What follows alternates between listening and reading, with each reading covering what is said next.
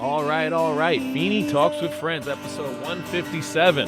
With a good friend. What's up, Jillian? Nothing. How are you? Happy to be here. Jillian Gilchrest. Very excited. You have so much going on.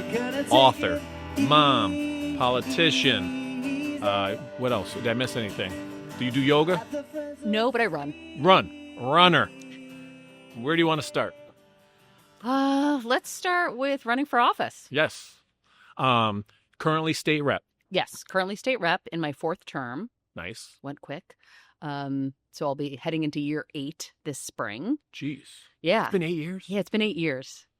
The first term and the second term were in the pandemic. Gotcha. So kind of made things a little odd. Yeah. But yep, serving, 4th term. So 8 years? 8 years. 2017, because you marched in a parade. Let's pull it up. Yeah. Pulling up pics already. Stefan, you ready? Boom. It's going to be right here. Do you remember this picture? Yes, I do. Yes, Yeah. I do. Now, were you running for the first time, or were you already in? That's when I was running for the first time. Yeah, that's what I thought. So it was 2018, and then my first term was 2019, 2020. Yeah. Okay. Yeah. Yeah, and then your kid's so small Oh my there. gosh, I know. To see the kids, I'm like, wow, it really has been 8 years. Yeah. Yeah. That's when you really know. Yeah, because Edith's now 13. She's like a peanut in this picture. Yeah. And the dog? How's the dog? That dog, someone handed to me. That's like a classic politician picture. That is not my dog. Oh, that's so funny. State rep. No, I think you're great. I like how you get right into it. The videos, to the selfie videos. Yes. Do you find those helpful, effective? Are you okay with some of the comments? Like I first thought, I know we can talk about state rep and politician, but that comes to mind right away. So if you don't mind touching on that. So selfie videos are the most well received. Yes. I don't know why. I mean, I don't know the studies on it, but it does seem like people must feel like you're talking right to them. And it's just, I try to use them as a way of explaining policy in a really brief way, or kind of making a topic that might seem really difficult very concise. Like, here's what's going on. This is what I think. Here's what you can do. Yep. The comments. So interestingly, my first term in office, I introduced an ammunition tax. I don't know if you were aware of that. I went out big at 50%. I still stand by the policy. Over the years, I tweaked it. But the intent is we would have a tax on ammunition, and then the revenue would be used for gun violence prevention programs. Now, since introducing it, 2 states have passed it, Colorado and California. 50%? No. Oh, okay. And my proposal got down, I think it's like 15%. Yeah. Interesting, because some people in West Hartford were like, you should go for 100%. So, it depends on who you're speaking to. But anyway, when I did that proposal, the NRA shared a video I did talking about that proposal. It went viral with the NRA, and I got just, tons of hate from across the country. So I don't know if those same people are the people coming back or what it is about their algorithms, but if I mention certain key people or phrases, I'll get folks, and those are really people from not Connecticut. Wow. And so 7 years in, heading into my 8th year, it really doesn't bother me. So you have thick skin. Yeah. Did it thicken throughout the 8 years? I bring up that first incident because I remember now that you said when that happened, I was horrified. Re-quoted you, right? And then had your video here, but had some words above it. Yeah. And to have that many people coming at you. But now Did you get mail or phone calls or anything? Phone calls. Did you change your number? No. Wow. So phone calls, and mostly though it's online. In my entire time now, I only, knock on wood, 1 letter to the house. Yeah. A lot of keyboard warriors. And Yes. That's social media, though. No matter what you put out there, someone's going to have a differing opinion. Yeah. Not being a good friend. Yes. Well, and that's and a differing opinion, great. Let's have a conversation. Yeah. It's just when you're being hateful. Yeah. I'm not going to engage. So did you find, did your lifestyle change? How was your balance from personal life, political life? Did you see? I had to learn how to manage that. The work could never end. which in many ways I'm fine with because I enjoy the work, but I have a family. And so I've gotten really good on a whole, not everyone's not perfect, at being able to, like, certain times of day, phone goes down and I'm focused, like, with the kids, with the family. And then I'll pick it up again when they're in bed. It's been interesting, too, though, as we're talking about them getting older, like different phases of life. So when they were younger, they wanted to engage with me. Now that they're a little older, I have more time again at night. Yeah. They're doing their own thing, so I can be doing work in the evening. So it really, to me, it's about quality over quantity. So when I have time with folks, I want to be engaged with them. And that's how I balance it. Nice. I live and work in West Hartford. Love the community. What's your thoughts on the West Hartford community? How long have you been here? What is you feeling you're making an impact? I hope so. So I've been here since 2008. Okay. Came to Connecticut in 2000 to go to UConn, originally from upstate New York, not too far up. And when I kind of found West Hartford, that was it for me. I was raised in a rural area, and then UConn was rural. And so West Hartford with the sidewalks, it was like, this is the place I want to be. Yeah. I love it here. Yeah. And raising my kids here has been absolutely amazing. It also, the values I have seem to be reflected in the community, and they do seem pretty pleased with the work I've been doing on their behalf at the legislature. And on a whole, when there is disagreement, there can still be that kind exchange. That's what I find in this town. So that's been positive. Nice. Yeah. No, I've had state reps, Kate, and I'm missing Tammy. Yeah. But it's the trio, right? The state reps are the... Yeah. Well, now we actually have because you're going to Newington because of redistricting. Now. Yep. So we have Rep Sanchez and Rep Gibson. That's right. Someone suggested I have them on. Yes. You open invite, Rep Sanchez and Gibson. Yes. You're in. Please come on. Feeney Talks with Friends. We'll love to chat with you. Nice. How was your week? What you been up to? So we have a common friend. You were in East Granby. Yes. So how does that work, and how does that benefit you or him? West Hartford State Rep goes, supports. Sure. Is he town council? He just became first select person. Is that like the mayor? Yes. Gotcha. So he's like, and it's like the first Democratic mayor in a very long time in East Granby, right? Yes, 100%. Because that's my connection. My wife's from East Granby. She went to high school in East Granby. Her best friend's wedding, my guy Jason and his husband, is he still with? Yeah. What's his name? I'm forgetting, but he's so nice. Yeah, awesome nice dude. Yeah. So this guy Jason shows up to the wedding, decked out in a sharp coat, sharp hat, kicking his feet up over my head on the dance floor, and I'm like, this guy's awesome. Yeah. And I get to know him, meet him a little bit. He did makeup for RuPaul. He is like Broadway. Yes. Well-known dude. And now I guess he's settling down to East Granby, and now he's the mayor. They've been in East Granby, I think, almost 20 years. And so his quick story to kind of how I met Jason is last spring, he recognized that people were feeling overwhelmed in the Trump administration. And so he didn't want to have another rally. He wanted to have a forum where people could come and get information. And so he reached out to me to be at the reproductive health table. And because someone said, oh, you should talk to Jillian. So I came, met him through that. And then he let me know that he was running for first select. I'm running for Congress in the 1st Congressional District, of which East Granby is one of the towns. Gotcha. And so it's been helpful for me to learn about that community. Yep. And then we just really hit it off because we have a lot of aligned values. He door knocked every door in East Granby. Thousands of doors. 100%? Yeah. It didn't matter if they were Republican, Democrat, registered, unregistered. He knocked everyone and then won. And so he had the first ever swearing in, and hundreds of people showed up. Nice. Congrats to my guy, Jason. It was a very positive day. I think I saw him at a baptism and a wedding. Okay. That's it. But yeah, cool dude. Yes. And congrats. That's really cool. Open invite for my guy, Jason, too. Nice. Good. Yeah, I saw you there, and I'm like, that's the connection. But it makes sense that you're getting to know people. Yeah. Spreading your spider web or your reach. Yeah. Oh, cool. I forgot. I'm so excited to chat. Welcome to Feeney Talks for Friends. My name is Eric Feeney, founder and president of Friends of Feeney. Our mission is to help children and families that need assistance after heartbreak or tragedy. And I use this podcast, Feeney Talks for Friends, and I talk to wonderful people in the community that are doing great things. Well, That's how I should introduce you. Well, thank you for what you Jillian, do. you're doing great. Thank you. I'm so happy to speak with you. This is podcast 157.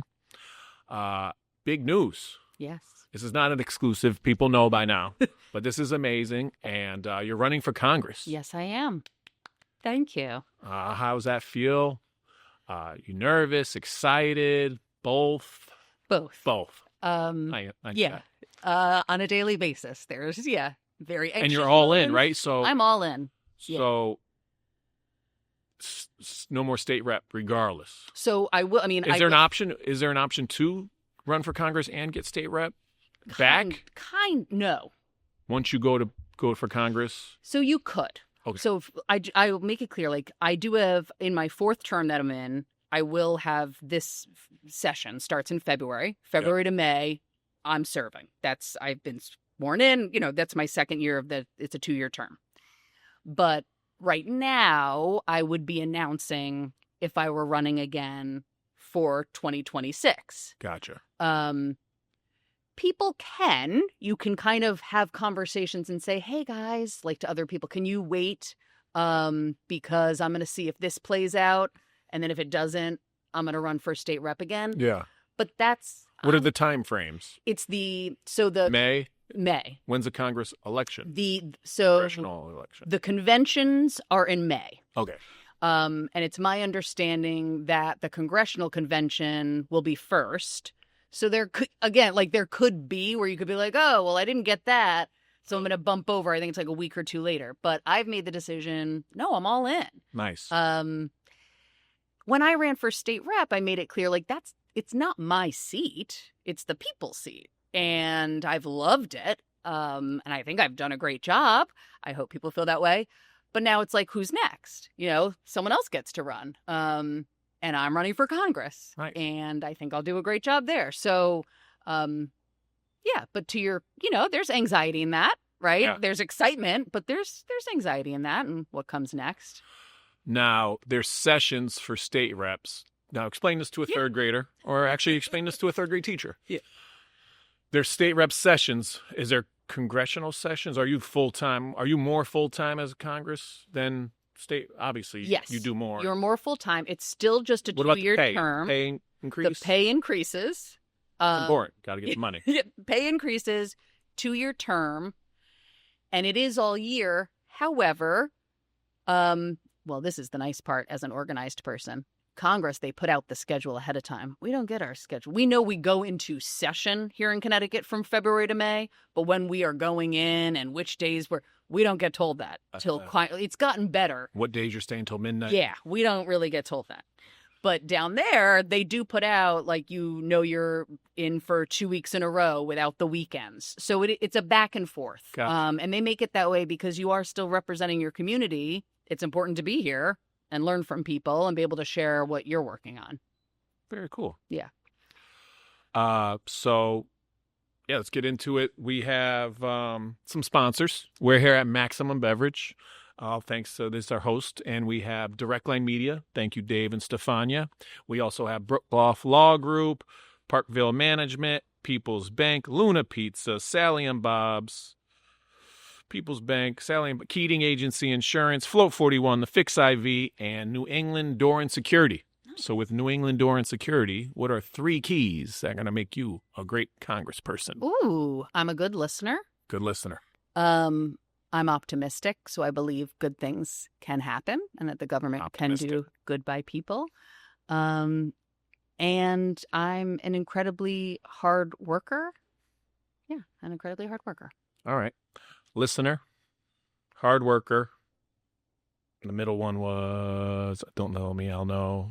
Compassionate? Well, you can go with that one too. That's how good I guess the sauna and shave didn't work. I'm blanking too. Optimistic. Optimistic. Got it.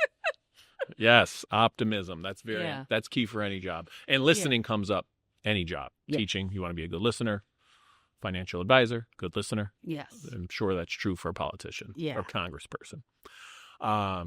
Do you want me to connect you with Jahana Hayes? Have you connected with her? I have connected with her, but sure. Yeah. Has she been on? No, but she's coming on. And she's from Waterbury. I'm from Waterbury. We taught summer school together. I consider her friend. Nice. Teacher of the year. Yeah, Teacher of the Year.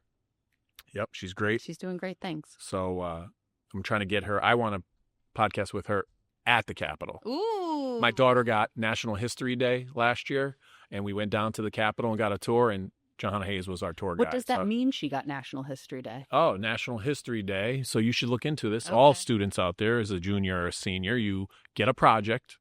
She did the Capitol crawl. It helped FDA change laws and regulations for like, if you know, stairs now have to have ramps. Yes. So the Capitol crawl, all these people with disabilities went there, got out of their wheelchairs and crawled to the top. Oh, wow. Almost like a rally or a protest. Okay. Made national news. They changed the rules and the laws now that every place has to have a ramp. Okay. That's the Capitol crawl. So she makes this presentation.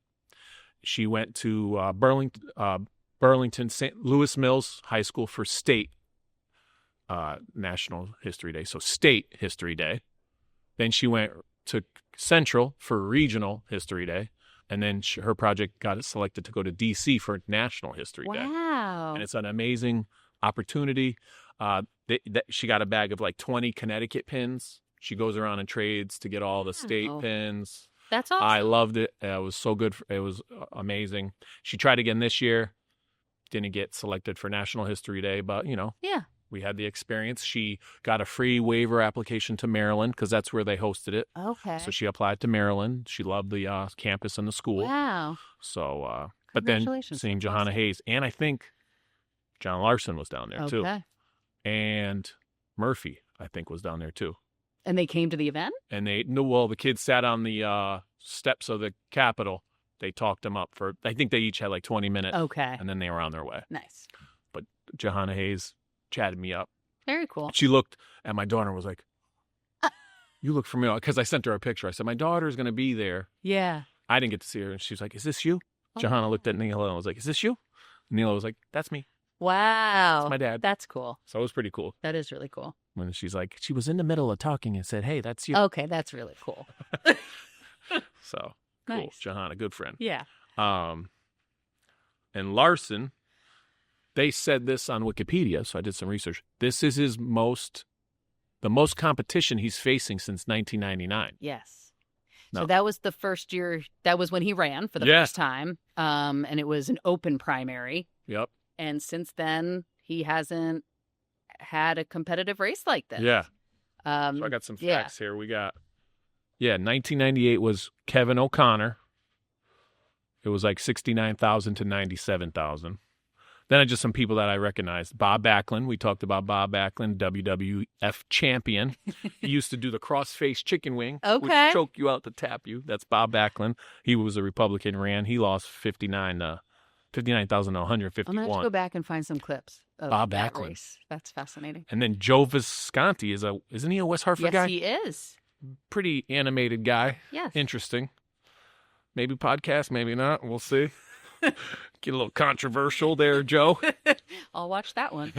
John Decker has been a podcast guest. Okay. In 2012. My guy, John Henry Decker, basketball player, great guy. He's a podcast guest, episode 65. Interesting that it's athletes. 2012. Yeah. It's competitive, Well, he's also a financial advisor. He just plays at the JCC over 30 men's league. Got it. We're not the most athletic. Okay. Don't give us too much credit. We're just trying to get exercise here with Scott and the crew. Yeah. And then Mary Faye, 2020. Mary Faye was also a podcast guest. 61. Nice. Okay.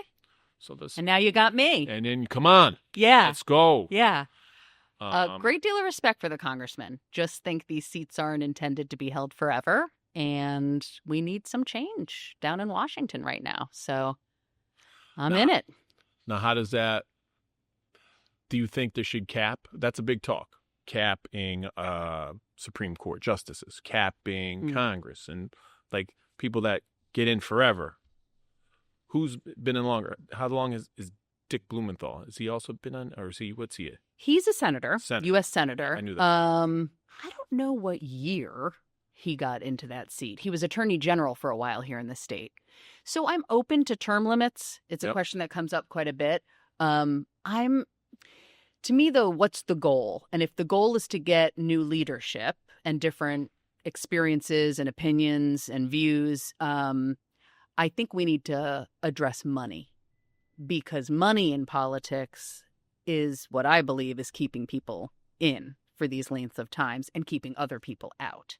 That said, when you bring up the Supreme Court, lifetime appointment, maybe we look at that. Yeah, that's kind of crazy. No job shot lifetime. Yeah. Whereas, again, open to term limits with Congress, those are elections, though. And so I think we have to fix some other things, because if we didn't fix the money piece and we put in term limits, you're still getting the same people.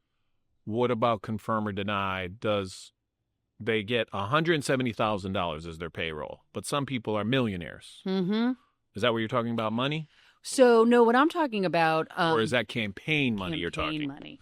But somehow they get the campaign money. Where do the people get the money? Yeah. So, well, a few things. So, I'll start with here in Connecticut, we have the best campaign finance for state races. So when I ran for state rep, I raise a certain amount of money from small donations. I think it's about $5,000, and then I qualify for a grant. And then that means we all are on the same playing field. Because you had to get $5 from 1,000 people to get the grant, you have right? to get it from people in town to show that you are supported. Yeah. And then once you hit that $5,000, you qualify for the grant, and everybody has the same amount of money. Yep. At the federal level, even though we're in Connecticut, those rules don't apply. And so what I mean is you have people like John Larson's already raised $1 million. $500,000 of it is from PACs. Many of those PACs are corporate PACs, so he's getting money from health insurance companies. Well, how are you going to push to try and change health care if you're getting money for your campaign from those entities, as an example? I like this. Then That's why teacher health care keeps going up. Yeah, and then since I'm on the other leading opponent, Luke Bronin, former mayor of Hartford, he's raised also $1 million, but to get into the weeds of that, $750,000 of that he raised is from people who could max out, which means he got hundreds of people who could give him $3,500 or $7,000. I don't. So he has rich friends. Correct. And so where would they be? What's their background? Would it be healthcare? Would it be finance? Would it necessarily like what's their background? Gotcha. But I don't know really anyone who has $3,500 sitting around that they can give to a politician and not even get. That's not tax deductible. So you're not getting anything. You're just giving that money away. And so it also is, are you going to make policy choices based on having those connections and that lived experience? So those are my concerns with what's going on in Washington, and two quick examples of what's going on in this very race. And so even if we put in term limits, if we don't fix the money piece, you still are having folks who have access to that kind of money. Yeah. So let's just talk this out then. Yeah. So if the person gets $500,000, he's spending that to campaign, advertise, and that's going to effectively help his race. Is he getting billboards, TV commercials, and getting out there more, and more likely people will vote for him? Or is he taking out people to dinner? Or like, what are we doing with this money? No, it is being used. Great question. It would be used to get your message out there. But interesting you bring it up, because there are now 4 of us in the race. There had been 5, and we all got in like August, September. What's been interesting is that the media and political insiders, and by that I mean like Democratic town committee folks, not all of them, but people who've been around a while, they look at how much you can raise as the determinant of viability. And so they're covering those 2 candidates more than others based on how much they run. So already you're seeing money have this influence, even when it's not being spent. It was just because praise. they raise this money. And then we get, but yeah, like, so then people might ask, and I feel bad because I think a lot of people are burnt out by political fundraising, especially when they're not seeing action. And to your point, healthcare prices rise. It's like, you want a donation from me? Are you kidding me? Like, nothing's changed and it's gotten worse. So what is it actually for? It is for getting your message out there. So having mail pieces that, going door knocking, social media, which isn't too expensive, but to boost posts, yes. And then and then sending mailers, the big piece, paying staff. It's been interesting. It's like starting a small business, like running for office. I have to have a team. Paid staff? Yeah, paid staff. So you have a social media guy. So luckily, mailer. Yeah, social media guy is my brother. So that's, he's Free. Doing that in kind. Free but then, 99. Campaign manager, communications. We're a very small team right now. But then, people need to be paid. So you have a staff. And then eventually in a race this size, you do need to get up on TV. And that's one of the bigger costs too, And then you could only pay this person a certain amount, right? Don't they cap on how much you could pay your staff? That I don't think they do. Interestingly, that might be again. Connecticut has rules for that. So his staff could be getting, per se, to do that social media piece, $10,000. Yes, but your guy's doing it for free. Correct. Or they could be even more. Correct. Wow, interesting. Yeah. With all this being said, hypothetically speaking, Yeah. say Feeney wants to get into politics. Yeah. Do you suggest it? What advice would you give? Maybe we'll come back to some things, but yes, it sounds it is intriguing, yeah, interesting. But we need more everyday people to get involved. Yes. And so I would encourage anyone to run for office, and this is an open invitation. Reach out. I would have coffee with you and talk it through and let you know. Actually, if we get to the book in there, I talk about kind of here are the steps you need to take to do it. Because the only way we change things is by being in the game. I truly believe you have to be within it to change it. And so, I think the more people who bring their everyday real life experience to government, the better it's going to be. Okay. Jeez. And how can people reach you? Our listeners, how can they reach you? How they help, support? Sure. Go out and vote, number one. Yes. And then what else? So on social media, on all the different platforms, it's at Gilchrest, Jilchrest. But you can find me on all social platforms. Voteforjillian.com is the website for the congressional campaign. And I want to hear from people. Truly, as a social worker, the best way I learn is from people. What are they being impacted by? And it's interesting you bring up healthcare. That's what I'm hearing from everybody. Yeah. It is hurting people. It's expensive. It's expensive. And half the time I don't even use it. And when you do try to use it, you still owe money somehow. Yeah. Just like, how is that a thing? Wow. All right. Yeah. That's interesting. That would be a big one for me. Yeah. Or and a lot of voters. And that's my goals are like economic inequality right now. So you can take the PAC from anyone, or per se. He seems to take from the healthcare. So, but you can't take from. Can you take from the auto industry? Yes. And alcohol, tobacco, are they in or out? I'd have to look. You can pull his list. I don't know the entirety of his list, but there's others in there. And you can get PAC money at the federal level from any. Google that. Yeah. Right now, come on, let's do that. I've never Googled on the podcast. I don't know if you could see. Someone actually a new organization just like put together a website about donations to sitting congresspeople. Campaign finance summary? Yeah. Opensecrets.org. Okay, maybe. Top industry, 2023, 2024. Insurances, $231,000. Top contributor, WEX Health, $23,000. So he raised $1.5 million, but spent $1.6 million. Oh, yeah, it says, okay. Wex Health, Guardian Life Insurance, Hartford Health, American Israel Public.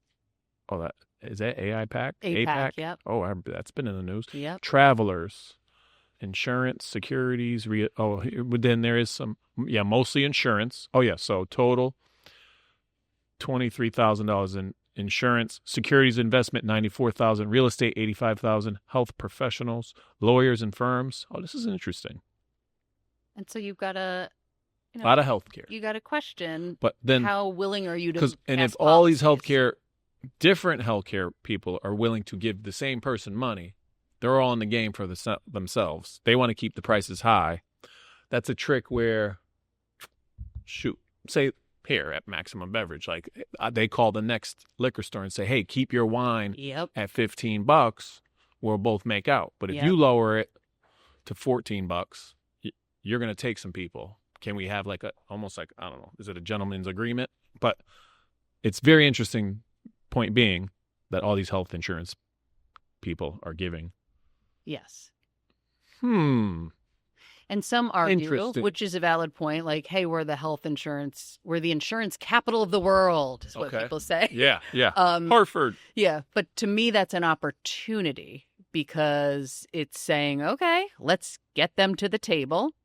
And if they won't change their business model, so be it. But they have to. Like right now, profit in healthcare doesn't work. We don't need any more evidence. People know that. Like profit-driving healthcare does not work. And so we need to change the system so that people can access the care they need. And if the health insurance industry can't be a part of that, okay, we need to move in a different direction. Businesses change and grow. Jeez. This is good. I'm learning something new. And I like podcasts and meeting talk. If I would talk with you anyway, and to be like, oh, have a little aha moment. Yeah. Or a little light bulb. So, I will do some more research. That was a quick little internet search. And again, I'm not hating on John Larson. He was a former teacher. Yep. Seems like a good dude. But, to me, and the fact that you bring that up, he's part of a system in Washington that he's not the only one, but that's taking money from industry. But that's a system we need to change, and I don't think we do that by electing the same people who've been part of it. And so that's a way of doing it that we need to be done with. I won't be taking any corporate money. I would take PAC money from, I work on endometriosis at the state legislature, and there's a women's health PAC because they want to elect candidates who will push for research on women's health. I feel comfortable and ethical taking that money. But I have no interest. Have they provided that to you? Not yet. Not yet. Okay, you're just saying. I'm giving them as an example because I know they exist. No, which someone that you are in agreement with and feel comfortable is very important. But I don't want to be beholden or feel like I owe something to any entity because they gave money to my campaign. Interesting. So since 99, we should do that. I wish I could pull that up. Since 99, where has the healthcare in Connecticut, where has it? If bar graph would be great right now. Boom, 99, where have they been? Yeah. And you think they'd be increasing. The bars would be going upstairs. I hope someone does that.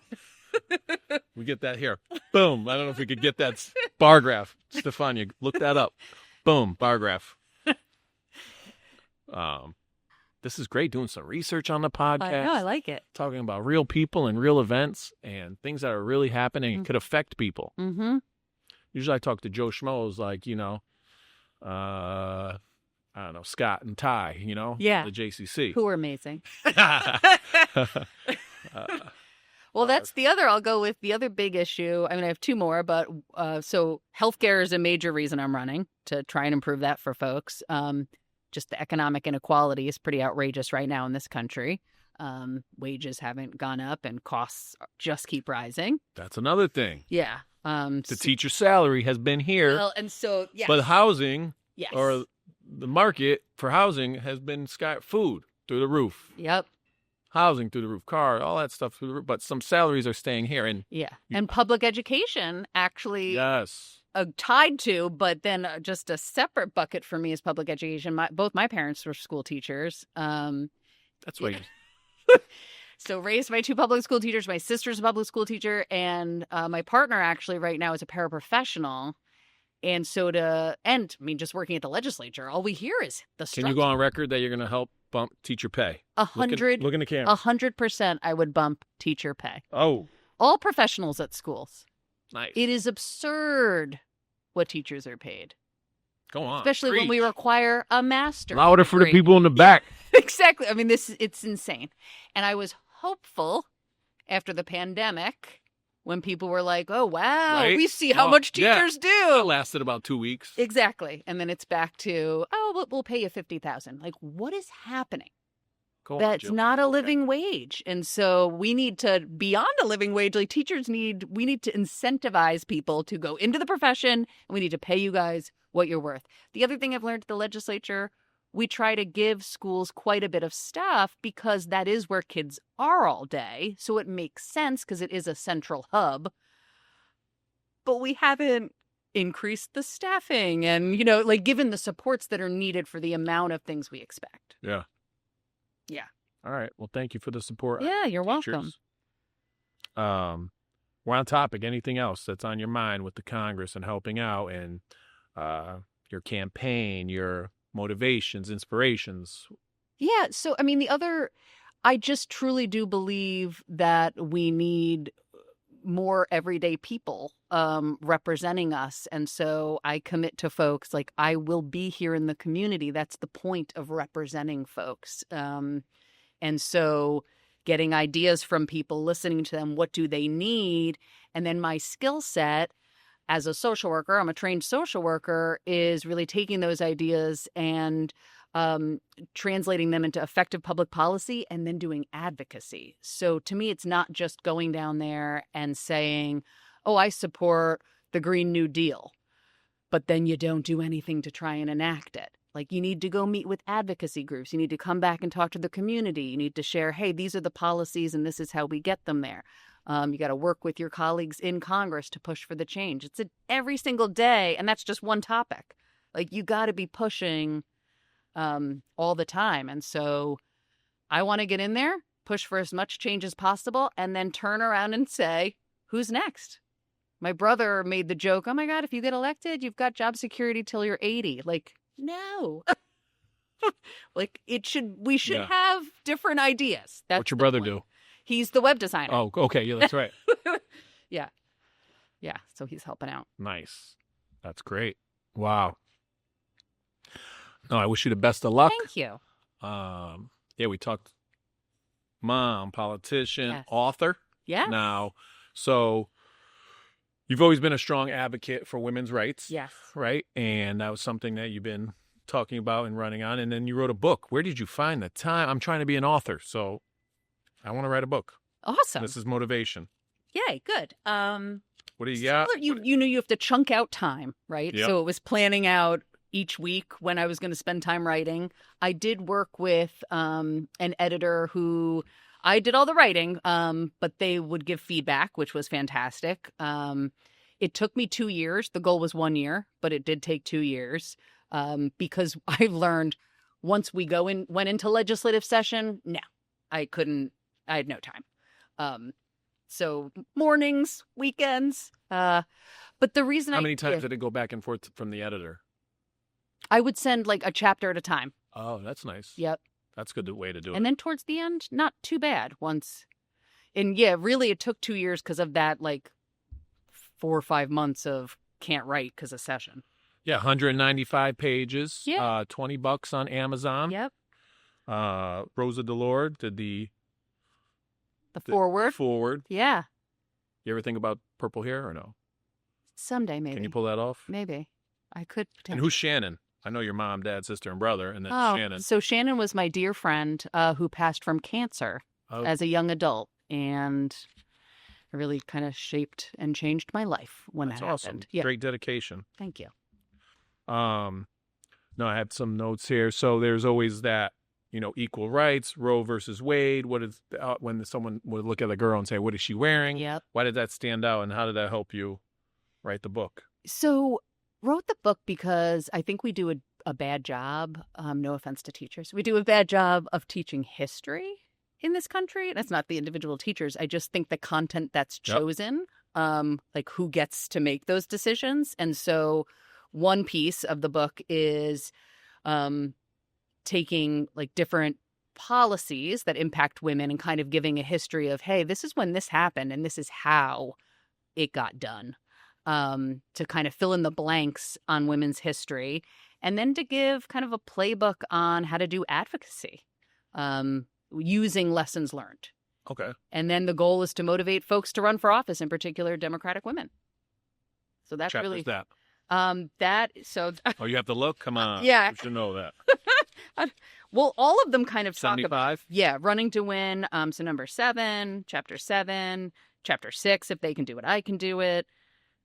But really kind of talks about throughout the book, different strategies and tips and tools to run for office, to pass policy. And like I said, just kind of knowing where we came from. The history piece, I've had the opportunity to teach political science at University of Hartford as an adjunct. And it's always interesting to me because, people will give young people a hard time, but it's like, well, they weren't around. So we have to fill in the blanks of how we got to today. And that's what this is about. Like, gotcha. Yeah. Like Roe v. Wade getting overturned. I think that shocked a lot of people. Way back in 2008, I would say to my friends and others, like, you got to keep tending to it because the other side's always working to take it away. And so when it got overturned, I'm sitting there like, they'd been working on this for decades. And then it was sad because people were like, how do we fix it? And it was like, it's going to be a while, guys, because so my hope is by letting people know kind of some of the background of how we got to today, that can help us move forward. I know that you've advocated for abortion. Have you known someone personally that have been through that, or have you talked with them? And I've known a lot of women, because it's 1 in 4 women will have an abortion in their life. And I think largely because of the shame in society, that's why a lot of people don't talk about it. But most folks know someone who got an abortion, and everyone's story is different. So there's no one everybody felt the same way. Really, it varies across the board. The bigger piece to me, what I'll always say is I get it, and people can have and should have their personal beliefs about it. It's when it comes to policy, your personal beliefs should not inform policies that impact everybody. And you really can't legislate based on different people's experiences. And so I would love to see us get to a point in this country where we just trust that a woman can make that decision with her provider, with her family. We're not there yet. We're nowhere near that, but that's what it should be. And if we did a lot more on the preventative side, that's always, to me, the ridiculous piece is it feels like we're always having this conversation about abortion. What about comprehensive sexual health education or health education in general, right? Or how about ensuring people can access healthcare so that they can prevent things? And we tend to not have that dialogue as much. And if maybe we were working in that space, we wouldn't have to focus over here. Okay. That's interesting. Didn't think about it that way, but preventative instead of, after the fact, preventative or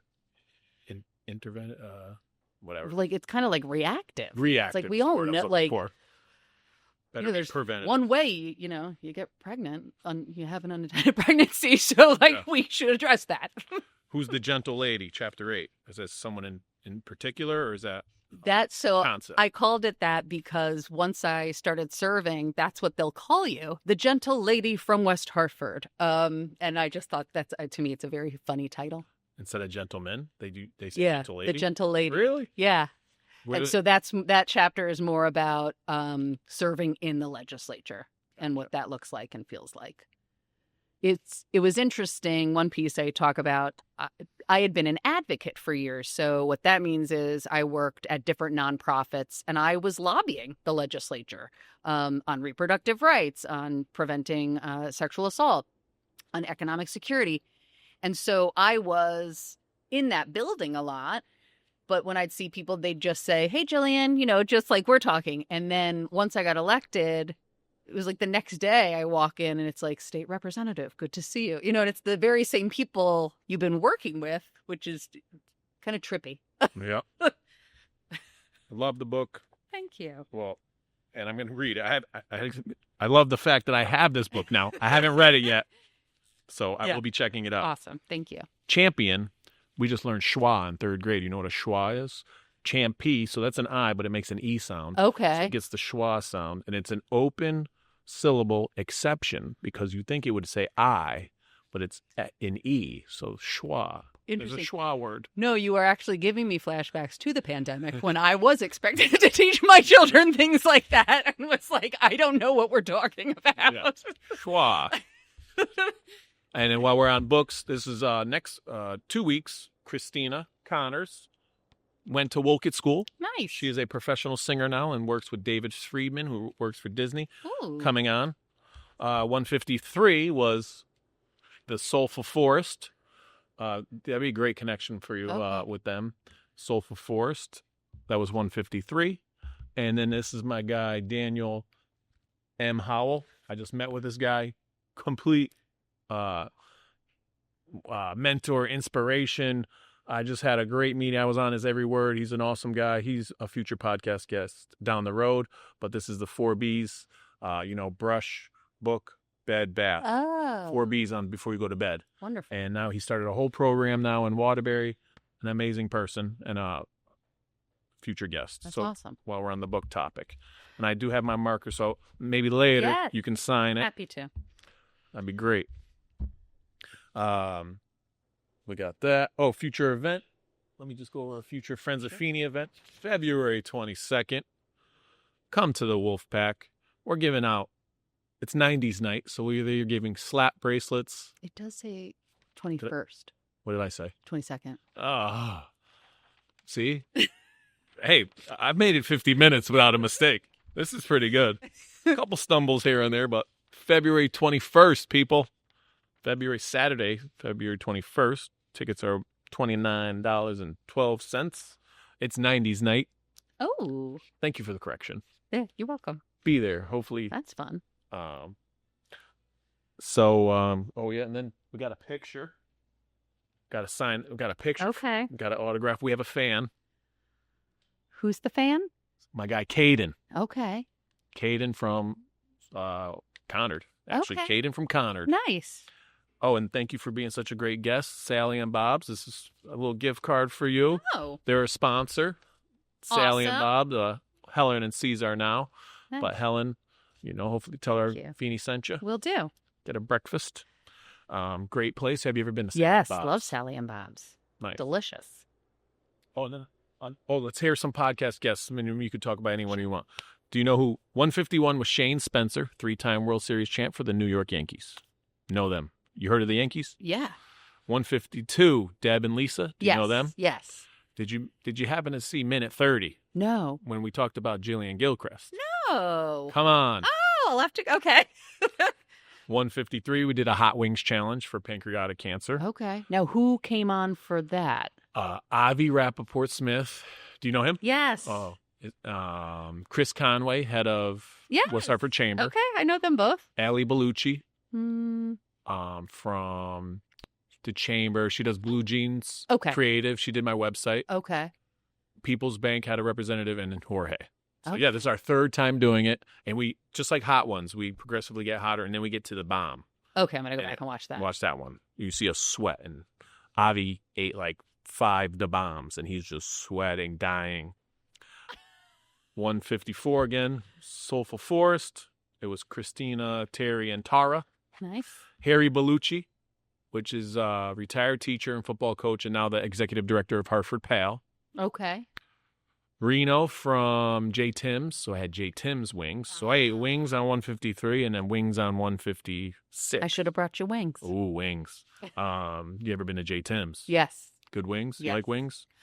Are you a vegetarian? No, but I like boneless. Ooh. So you like nuggies, chicken nuggets. I'm more of a boneless wing girl. Colonel Mike Cabry's next week. Cabry. Christina Connors, John Lyons, and Max Markowitz. Very nice. Good people. Sounds like a great lineup. So, yeah, just happy that you're a part of it. Yeah, me too. Thank you. Our motto's be a good friend. Oh. That's for you. Thank you. You don't have one on your car? Come on. Hello. I used to. What does it mean to be a good friend in our community, in the West Hartford community? Oh, or can you name a good friend that's helped you in your journey? I'd say being a good friend is being supportive and open-minded. Be supportive and open-minded. Yes. And I've been fortunate. Lots of good friends are coming to mind. Katie Dykes, Mary Hope Howell. A lot of folks, my kids went to Morley, and the Morley neighborhood was very supportive. Nice. Being a Morley mom. That principal's a basketball player? Yes. That felt very safe. It was a very safe. And mostly walking, right? Yeah. And so you'd really get... Do they have any buses? Or is it all walking? There are buses for open choice, but I believe that's it. And so all walking from that neighborhood. So really each morning and afternoon, if you went to pick up the kids, you engaged with parents. So it's a cool little community. Yeah. And they do the wagon. Yeah, they do the wagon walk. So it was really nice. Very and so, yeah, that to me was community and being good a good friends. friend. Yeah. Yeah, we do. Our models pick up trash, hold the door, give compliments, and be charitable. So please think about giving to Friends of Feeney. Again, our mission is to help children and families that need assistance after heartbreak or tragedy. We just helped our 130th family, and we just provided over $275,000 direct impact to family, direct financial donation to families that are impacted by Thank you. Displacement, loss, or some sort of illness. So so important. Check us out on friendsofFeeney.com or like and subscribe to this podcast, Feeney Talks with Friends. And you really have done such an amazing job. I mean, these are all over town. You like everywhere you look. Yeah. Be a good friend. I hear that a lot. Yeah. It's like one podcast guest was like, Feeney, that's the best thing you've done. Yeah. We see these everywhere. Yeah. The mayor wrote me a nice little note and mentioned that too. We got the quarter zips now too. I like that. Quarter zips are in. I had to ask there's dorky me as I get older. What is a quarter zip? Oh, yeah. No more hoodies. Kids aren't wearing hoodies anymore. Quarter zip. Quarter zip, yeah. That's what and of course, Friends of Feeney had to get a quarter zip. Come on, get Big Don a quarter zip. I'll get him a quarter zip. Get him a quarter zip. Do you have any future events coming up or planned activities? Yes. So political. Next week, I'm having an impeachment town hall. If anyone is interested, on Wednesday at 6 p.m. on Zoom. I just got... Now, who's that for? Yeah, I just got recognized for Trump. So you really don't like him? No. I don't think he's doing... Yeah. Yeah? Not at all? Really bad things. No. Not one thing? No. Absolutely negative things. Just throwing it out there. We can talk. Yeah. We might have to extend this podcast another... No, I'm kidding. Not one good thing. Okay. And I don't think he's a good person. Okay. I don't think he's a good friend. Is he a good friend? No. He is not a good friend. So impeachment. Go ahead. Continue. So, I'm a courage candidate. And so with Citizens Impeachment is an organization. So we're having a town hall on Zoom next Wednesday. So that's what's coming up. Nice. How about political events? We'll play a quick game. First, last, best, worst. Okay.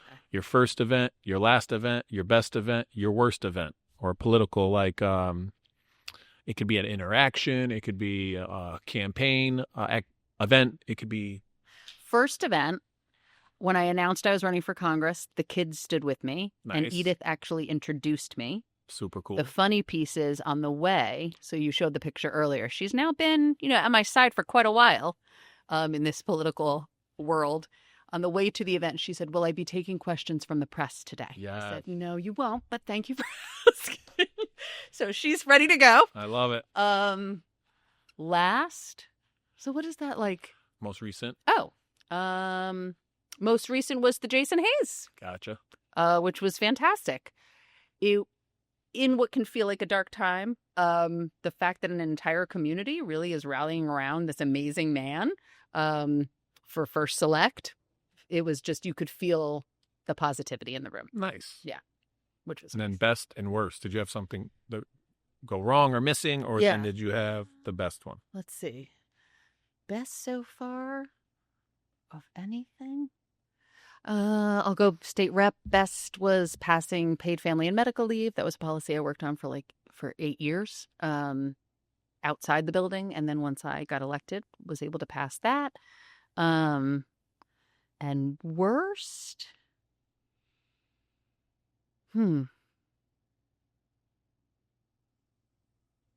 All these things are flashing. Yep. The NRA thing sounds kind of crazy. The NRA, I was going to, yeah, the NRA one, but I did have a death threat to the house. Oh. That one was a little overwhelming. Okay. Yep, not to get dark, but that one. All right. And segue to then from that. Sorry. Cool pic of the donut crazy. Oh, it's flashed out right here. Boom. Aw. Be a good friend, and the O's in good were donuts. Come on. Yeah. It was 2 days before the school shut down forever for whatever, pandemic, COVID. Yeah. It was March 8th, 2020. Was that place like brand new at that point? Yeah. Yeah. It was brand new. Wow, they opened right before that. Yeah. All right. Any closing remarks? We usually shoot for 50 minutes with Feeney. We're at like an hour. Awesome. It was great to sit down and talk with you. You're very engaging, informative. I learned a lot. Thank you. I wish you the best of luck. You're an author. You don't do yoga, but she's a runner. I'm a runner. Please buy her book. Check her out on JillianGilchrest.com. Vote for Jillian. VoteForJillian.com. Awesome. No, just thank you so much, and thank you for all you do. Truly, for the community. It means a lot. I appreciate you. We'll say be a good friend on 3. 1, 2, 3. Be a good friend. At the Friends of Feeney.